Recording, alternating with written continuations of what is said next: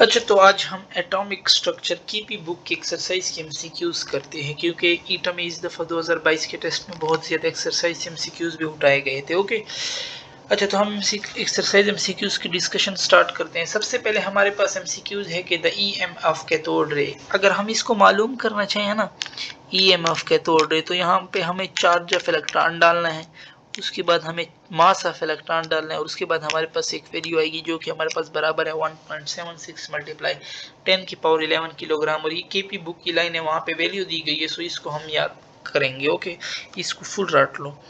The wave number of radiation having wave length, हमें पता है कि वेव नंबर और वेव लेंथ हमारे पास ये इनवर्स रिलेशन है। ओके, सो 1/2 मल्टीप्लाई 10 की पावर 8 हो जाएगा। 1/2 क्या होता है 0.5 और मल्टीप्लाई 10 की पावर -8, 0.5 मल्टीप्लाई 10 की पावर -8। लेकिन यहाँ पे इसमें साथ में नैनो भी लिखा हुआ, नैनो तो फिर 10 की पावर -9 होता है, सो ये बात गलत है। 10 आ नहीं सकते, ये गलत, 100 नहीं आ सकता, सो ये हमारे पास करेक्ट होगा। इसको हम कर भी लेते, 0.5 है तो उसको अगर हम सिर्फ 5 कर लें, सो पॉइंट आगे जाएगा तो वो 10 की पावर -9 हो जाएगा। और हमें पता है कि 10 की पावर -9 नैनो के बराबर है, so 5 nanometre is our correct option. For an electron in K shell, the correct 4 quantum number are represented by। K shell में एक इलेक्ट्रॉन है, उसके लिए 4 क्वांटम नंबर हम कैसे रिप्रेजेंट करेंगे। हमें पता है कि K shell है तो उसके लिए जो n होता है वो हमारे पास क्या होता है 1। ओके, सो n इसमें 1 है, ये हो सकता है, n इसमें 2 है, ये नहीं हो सकता, n इसमें 1 है, ये हो सकता है, n इसमें 2 है, ये नहीं हो सकता। अब हमें पता है कि K shell में हमारे पास सिर्फ S सब शेल होते हैं और S सब शेल के लिए L क्या होता है 0। सो ये हो सकता है, ये तो पहले से कट गया था, ये हो सकते हैं हमारे पास, और यहाँ पे L1 है, ये भी नहीं हो सकता, ये पहले से कट गया था। So A option is our correct option. Okay, हम जाते हैं फोर्थ एमसीक्यूज पे। All are electromagnetic in nature except, तो हमारे पास एक्सेप्ट के cathode rays. The energy associated with quantum number of radiation, तो ये हमारे पास HF होते हैं। Okay, Bohr theory can not applied on, Bohr theory किस पे अप्लाई नहीं होती, बोर थ्योरी सिर्फ और सिर्फ मोनो इलेक्ट्रॉन सिस्टम पे अप्लाई होती है। सो हम देखते हैं कौन सा हमारे पास मोनो नहीं है। H के पास 1 है, ये मोनो है। H प्लस के साथ कोई इलेक्ट्रॉन नहीं है, so it is not applicable on this. He+1 के पास भी एक इलेक्ट्रॉन है, लिथियम +2 के पास भी हमारे पास एक इलेक्ट्रॉन है। Which of the following set of quantum number are not possible, कौन सा हमारे पास पॉसिबल नहीं है। 3 L2 किसके लिए होता है, L2 हमारे पास D के लिए होता है, so it is possible. L3 है तो L3 किसके लिए होता है, F3F हमारे पास पॉसिबल नहीं है। हमें पता है क्योंकि 4F से हमारे पास F सबशेल जो होता है ना वो शुरू होता है। N4 ये देखो ये पे आया हुआ है 4F, ये पॉसिबल है। L3 और 1P ये भी हमारे पास पॉसिबल है। सो कौन सा पॉसिबल नहीं है हमारे पास, B वाला हमारे पास पॉसिबल नहीं है। The frequency of green light is 6 multiplied 10 की power 14 hertz, its wavelength is।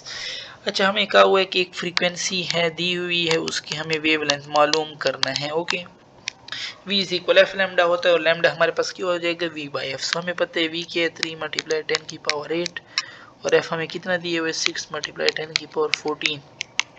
हमें पता है कि ये हमारे पास 0.5 देंगे और ये हमारे पास 14 ऊपर जाएगा, सो 14 - 8 ये 10 की पावर -6 हमारे पास देंगे। अब हमें पता है कि 0.5 मल्टीप्लाई 10 की पावर -6 है ही नहीं, सो हम नैनो में इसको कन्वर्ट करते हैं। पहले हमारे पास 5 हो जाएगा तो ये ऊपर 7 हो जाएगा, फिर हमारे पास एक और 0 तो ये हमारे पास 8 हो जाएगा, एक और 0 तो ये हमारे पास 9 हो जाएगा। ओके, और 9 हमें पता है कि 9 क्या होता है, नैनो होते हैं, सो 500 नैनोमीटर हमारे पास करेक्ट ऑप्शन हो जाएगा। विच of the following subshell do not exist, हमें पता है कि 1s होता है, F4F से शुरू होता है, सो 6F भी होता है, D 3D से शुरू होता है, सो 5D भी होता है, P जो होता है ना वो 2P से शुरू होता है, सो 1P हमारे पास पॉसिबल नहीं है। All quantum number are obtain from solution of Schrodinger equation except, so वो कौन सा था, वो हमारे पास स्पिन क्वांटम नंबर था।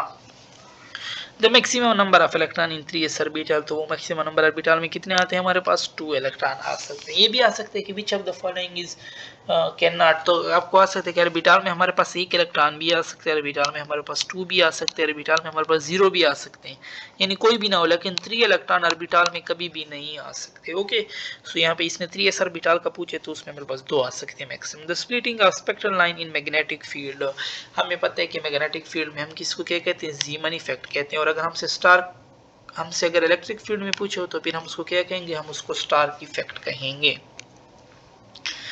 अब हम आ जाते हैं 13 वाले एमसीक्यूज पे कि if the mass of electron is reduce two of Rydberg constant. हमें पता है कि रेडबर्ग कांस्टेंट का मास के साथ डायरेक्ट रिलेशन है। अगर मास को हम हाफ कर दें तो रेडबर्ग कांस्टेंट भी हमारे पास क्या हो जाएगा, हाफ हो जाएगा। So A is our correct option. When which element has electronic configuration of noble gauge notation? ये क्रिप्टॉन दिए हुए 5s2 4d2। हमें पता है कि क्रिप्टॉन के कितने हमारे पास, क्रिप्टॉन का हमारे पास 36 है और 37 38 39 30 40। सो 40 हमारे पास किसके एटॉमिक नंबर, हमारे पास जिरकोनियम का एटॉमिक नंबर है। Okay, the mathematical form of Moseley law, Moseley law का जो मैथमेटिकल फॉर्म है वो हमारे पास कौन सा वाला ऑप्शन है, बी वाला ऑप्शन हमारे पास करेक्ट है। Square root of frequency equal to A into Z minus B. Okay, so यहाँ पे हमारे पास के पे एटॉमिक स्ट्रक्चर एक्सरसाइज के एमसीक्यूज डिस्कशन खत्म होती है। इंशाल्लाह आगे जो होगा फिर हम और एक्सरसाइज के एमसीक्यूज भी